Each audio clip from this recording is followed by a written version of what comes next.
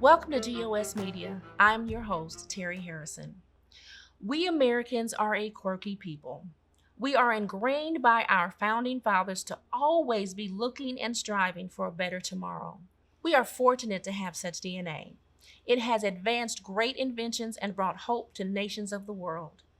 And while we will always be striving for a better future, we should take regular pauses and reflect upon our past. Often we neglect our past because, well, we believe it's way back when, in the good old days. But the truth is, we are not that far distant from our past. Check this out. It is currently 2025. If you have a 60-year-old uncle, we'll call him Uncle Jim. There's a high probability he knows someone who fought in Vietnam in 1965. If in 1965 Jim had a 60-year-old uncle, we'll call him Uncle Bob, there's a high probability Uncle Bob could encounter a veteran of the 1905 Russo-Japanese War. If in 1905 Bob had a 60-year-old uncle, we'll call him Uncle Steve, there's a high probability that Uncle Steve could know somebody who fought in the Civil War in 1845.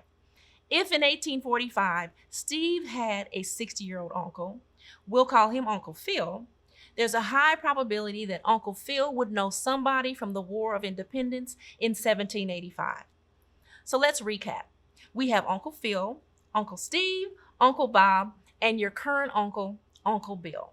That means your Uncle Bill may have known someone who knew someone that knew George Washington. What does all this mean? It means that you are only 4 generations removed from someone who may have personally known George Washington. 4. We are not that far distant from our past. And because of this, we can learn from the past. But hold on. It's important to carefully choose from where and how we learn our past. Somebody once said, the past actually happened, but history is only what someone wrote down. Have you ever heard the phrase revisionist history? It's a nefarious tendency to actually rewrite history to support and underscore a social narrative. For an example, ever heard that Abraham Lincoln was bisexual, if not gay?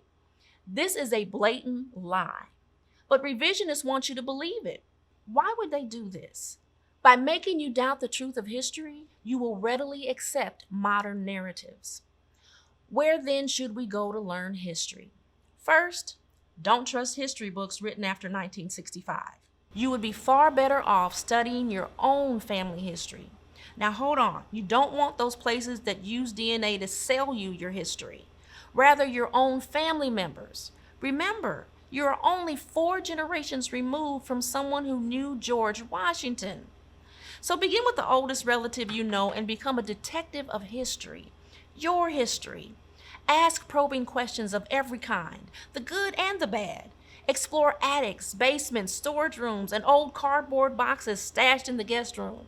Stop using social media as a gossip column and use it to find and connect with family members who can fill in missing information. If you but do this, you will be taking the greatest journey ever conceived, the journey into you. Perhaps this poem will encourage you to reject modern interpretation and instead seek your true identity from those who actually lived it. Dear ancestor, your tombstone stands among the rest, neglected and alone. You'll never know that I exist. You died and I was born.